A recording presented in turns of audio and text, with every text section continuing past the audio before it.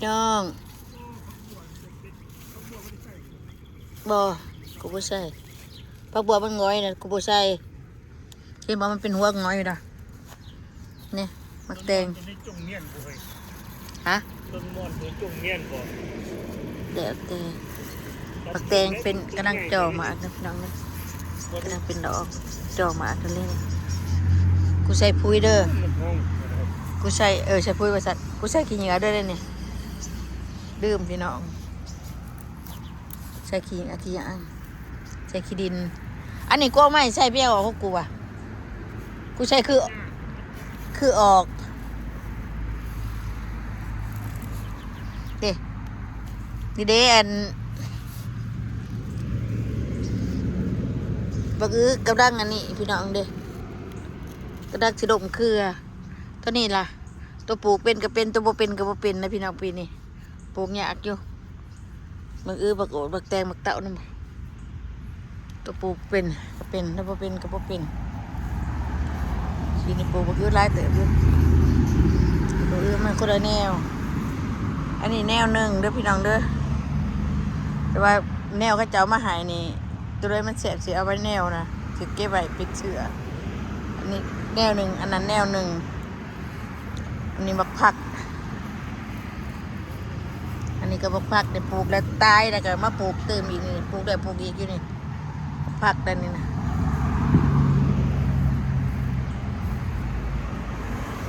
นี่ได้แนวบักมาพี่น้องนี่ปลูกแนวบักน้ำกับบักแตงอันนี้บักแตงขางใจมันขึ้นหัวนี่ละ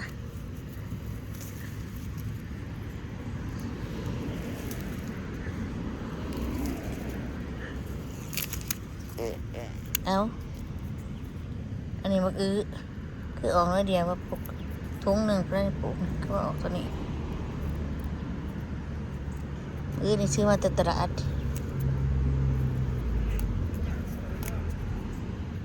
ที่นี่มาแต่ตลาดเห็นปะยานี้วันใดมันนี่ของปลูกมันยังยับเข้าไปกูจะช่างเขายังเท้าปะเท้านี่มักฮะต้นเดียวปลูกได้ต้นมีต้นเดียวเกิดบริเงินเลยตูนี่ปะเท้าตองมานี่โอ้ดนตรีนี่เนาะ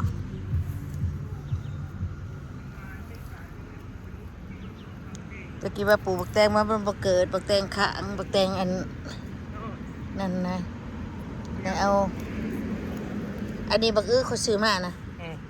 นี่ดิที่เขาซื้อมานะนี่แต่บางได้นี่คุ้มหนึ่งต่างหากเลยนี่นี่เช็ดต้นดอกไม้นี่คือสิบสูงซ้ำมันนี่ถือเนี่ยถือออกมาถืออันนี้ใช่ถือแบบมันดงแนวค่ะเบื้องแนวก็ตะอีกูปลูกบักแตงบักเกิดกูเอาบักใส่บักแตงกันเครือนะประหารบักเลยเชื่อมานี้ใช่ป่ะมาหากับพวกนี้นี่ผมจะลบทิมด้วยโอ้ยเด็ดจังเด็ดจังเลยนี่มักน้ำนี่ป้าปลูกตื่มนี่ออกปุ๊ดะบ่แม่นมักน้ำมักผักบอกไปละมักผักเดี๋ยวพอเจ้าเด้อวิธีตัดหญ้าเบิ่งในเด้อกูมาปลูกใช้ได้หลายกว่ามันเป็นยังมันเกิดตายนี่มาเท่าต้นนั้นตายกูเอาซุ่มนี้ใส่เบิดนี่ปักบัวกูก็คืนหานะหัวนะอันซุ่มนี้นะมือนี่คันมันจะคืนนี่กูก็จะคืนเด้อนี่เด้อมันขึ้นเป็นรูปนอนพังอันเด็กมันตัวมาเพราะอย่างลอยมาเพราะอย่างน่ะเห็นบ่ล่ะเห็นบ่นี่ลอยมาแล้วนี่ไม้เนี่ยออกกับติดเอาไปเฮ็ดหัวอันมากันนั่นฮะนั่นคนนี่2-3แบบเลยมี4แบบมือน่ะอย่ามันนะบ่เศร้าอย่างนึงเฮ้ย1 แนว 4 แนวมือนี่4 แนวใช่ป่ะฟังสิว่าฟังนี่นะเอาฟังดูนี่ อันนี้แนวข้องเฮามันอันนั้นก็แนวข้องเฮาอันนั้นแนววัตะเล่าอันนี้แนวชื่อจักว่าล่ะตัวใดมันสิมันกลัวกันตัวใดมันสิเย็นดีเนี่ยมันหลายสี่คุ้มนี่แนวหนึ่งคุ้มนี่แนวหนึ่งคุ้มนั่นแนวหนึ่งคุ้มนั่นแนวหนึ่งเว้ยกันใหญ่เลยนี่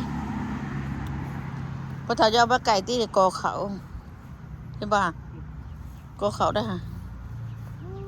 อันนี้บักแตงเครือบักแตงอันนี้พระบกเกิดเนี่ยดกใหญ่เลยนะ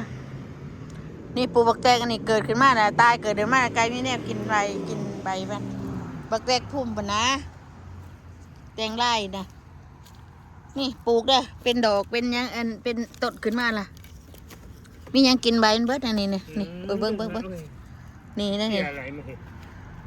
แล้วกูก็ปลูกอีกแล้วก็พอปลูกอีกนี่เบิ้งมันจะขึ้นได้ก็ว่าใช้มาขึ้นต่อนี่ปลูกอีกนี่ก็ปลูกแต่สุดก่อนปลูกแล้วพอขึ้นมาแต่มียังกินใบเดี๋ยวตายไปเลยโอ้ยอมปลูกอีกพยายามแต่เห็ดละอันนี้เบิ้งขากเราจะเกิดได้ปะความมาบานใหม่ได้เนี่ยเอาน้ำมาบานนะโหดเลยตีอันนั้นก็แม่ได้ค่ะทางหน่อยนะเพื่อนข่อยมีดอกแค่เพิ่นเด้อนี่ดิดอกแค่มาปลูกนี่สิได้กินอยู่ได้โอ้ยไปเดี๋ยวโทรมาเนาะ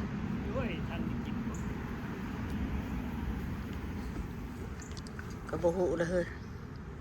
นางหอมโทรมาเป็นจำท่านได้กินดอกก็ได้กินนะเนี่ยสิบ่ได้กินดิแน่นอนมันได้กินโอ้ยบ่แม่นหอนบ่ฮะหอนบ่นะสิล้างมือโอ้ยใครบ่เสือเนาะสิล้างมือสะดีขอกันเด้สะลอยนะของสะดี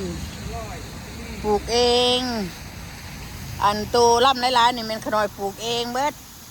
เขาบอกเอาล่ำน้อยๆคือเพิ่นใช้2-3 ในหั่นนะมันตายแต่มีอันเดียวพอได้ปลูกจะได้ลายโดดตัวใดมันชิ่งกันขึ้นได้ก็ขึ้นนี่นะปลูกกันเลยกอใหญ่ๆบาชิโบลำใหญ่ได้ลำใหญ่ลำดีได้นี่เพิ่นว่ามันชิโบลำใหญ่ง่ายมันแข็งพอเถอะเอ้ยงามบ่สลอยนี่นะปลูกสลอยปลูกคือประตูแล้วปลูกใส่ชามในวันมันมีต้นเล็กจะมันยังมาได้ก็หน่อยปลูกหน่อยจะได้ลายได้นี่เพราะว่าต้นมันลายเราเอาต้นลายสลอยเขาหน่อยนะมันมีขี้เหงื่อตกลงถ้าเราอยากบริกินพักอันตะบิงครับบาใจขึ้นต่อเดี๋ยวบ่ขึ้นนี่ง่ายไม่ใช่บนต่อนี่ล่ามขึ้นได้เกลือมันล่ามขึ้นแต่บ้านนั้นมันโอบอยู่ไปกะนักอย่าบริกินแล้วพ่อสาวเอ้ยตะบิงคอยนะโบทะเลพักอันกระด้านเนี่ยคอยปลูกพักกระนายค่ะก็กาพักกระนายบะบุมมีเห็ดแก่เกิดระบบปัดกินได้ระบบเกิดโอ้ยจะกินหลายโคตรได้พักกันนั่งเดิดนะ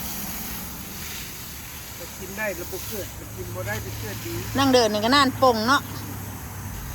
ปัดนั่งเดิดปัดนั่งตูพักนั่งเดิดนี่น่านป่งปักทั่วเป็นดอกแล้วต้นนั้นนะที่เป็นปักทั่วขาวตัวปีเจ้าของห้องเด้อคนไหนคุณน้องเนี่ยก็น้อยปลูกกินประจำตลอดนิดหนึ่งก็จะอยู่ที่ออกมาอยู่เลยกันมะเขือข่อยนี่คือเตี้ยค่ะคือจะคล้องใช่ปะน้องใหม่ออกได้หานอนเอาวะเงาเลยค่ะพ่อได้ยาฮดไล่พ้นสิตกพ่อหายฮดเติมดังทอดอะไรพ่อต้นนี้อย่างนี้เนี่ยไม่ทานอะไรไอ้เบิร์นท่ออันนี้มักสเบอร์ด้วยค่ะตัวนั้นก็แม่นมักสเบอร์2 คุมแนวข่อยเอาชอกมันมาปลูกนะมักสเบอร์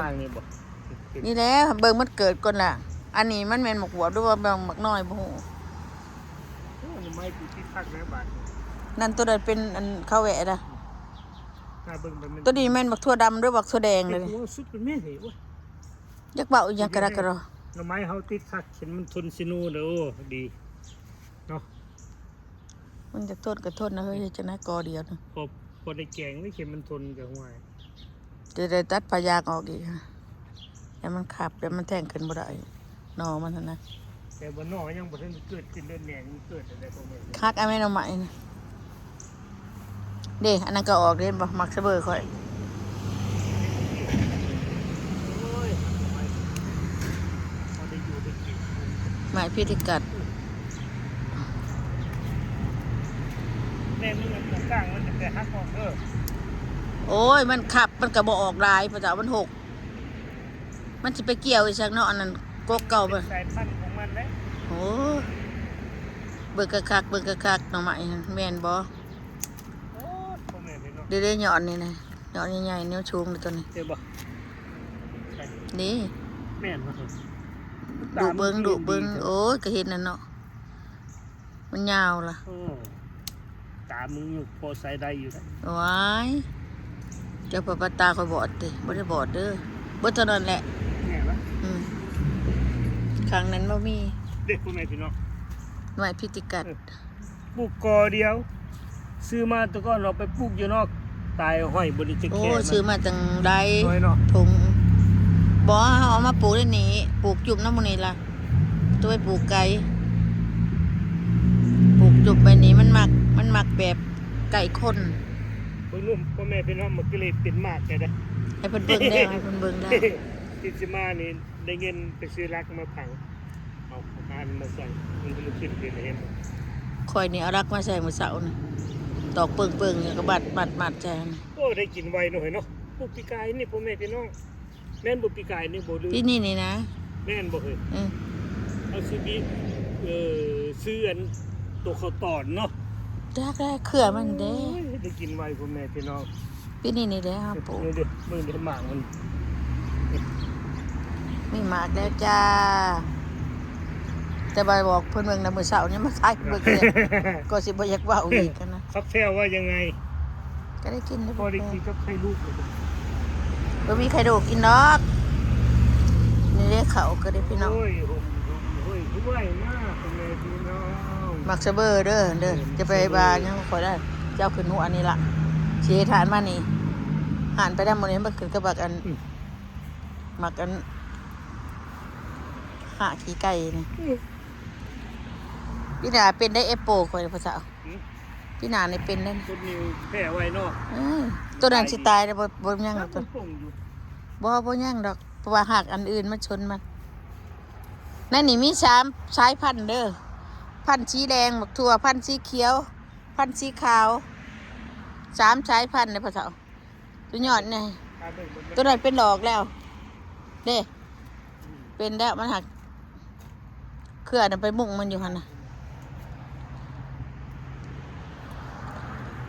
โอ้ยพี่น้องเอ้ยเอาผ้าคอมนี่เอาไปถิ่มทางใดแล้วคือบ่กองไว้อะเบิ่งแน่ผ้าคอมนี่เดือนเฉพาะบ่เห็นมีแต่พักแพรว แม่นมันงามพ่อแม่พี่น้องตัดทิ่มมัน บ่ฮู้ว่าเพิ่นอยากได้ก็ตัดถิ่มมื้อเช้านี่นะ ยิ่งไงได้เขาจะได้วะ หอบดึงบ่อันคือบ่เห็นน่ะมากินกับเมียงหั่นว่าเอาวานบ่มีเอาว่านะโอ้เกิดกว่าตัดถิ่มมื้อเช้านี่หอบหนึงบักใหญ่ๆพุ่นน่ะ มันโบราณไปใส่เลยพ่อแม่พี่น้อง ผ้าคอม เพราะ ซื้อ ว่าก็น้อยเอาซีเมนต์อ้อมมันดิ ผ้าคอมโชมเพื่อนข่อยน่ะ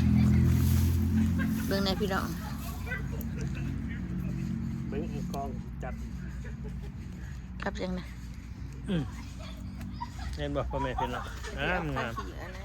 โอ้ยเห็นก็สิเป็นหยังเนาะทางขี้เหงื่อซื่อ น่าจะเป็นสัน ๆอันนี้บ่อนนกมาไข่เด้อพ่อแม่พี่น้องทางเต็มอยู่นี่ไข่นกไข่หนูอย่าไปต้องมันไม่เห็นมันดิน ทัวบ้านนี้ตัวทหารบ้านนี้อีกนี่นะข่าวตัวคอยนะคอยเบิ่งยุงคนสังเกตเบิ่งอยู่ นี่ต้นหยังพ่อแม่พี่น้องไปถ้วยจืดไปถ้วยจืดถ้วยมาเด้อพ่อแม่พี่น้องเด้อไปเบิ่งออกนี่ เบิ่งไหนพี่น้องเบิ่งนี่นะ บักหอมคนนี้จะเป็นมันงามบ่ได้ใส่อีสาน ตัดทิมอุ่มหนึ่งล่ะ ผู้สาวแล้วก็ตัดกิ่งหอบหนึงคนไม่ได้นี่ตัวนั้น นี่ก็ผักคาดพ่อแม่พี่น้องผักคาด เอาเร็ว อันนี้เฮ็ดผาเฮือนผลงานเฮ็ดผาเฮือนพ่อแม่พี่น้องแล้วมืออื่นสีเฮ็ดปองในมืออื่นปองตัวนี้ทาสีใหม่แปลงใหม่เนี่ยเฮ็ดแล้วเลยเด้อพ่อแม่พี่น้องที่ติดตามสายเบิ่งแล้ว นั่งไม่ยังนั่ง บ่นนั่งยินอยู่นอก มีไก่ผู้อกตัวหนึ่งกับตัวนกเนาะพ่อแม่โอเคอยู่ดีไม่แห้งพี่น้องโศกงานดังด้วยนอนดับพันดีพี่น้อง บ๊ายบาย จับตัวแดง โอ้ยมือข้านี่ จับตัวแดง หูอยู่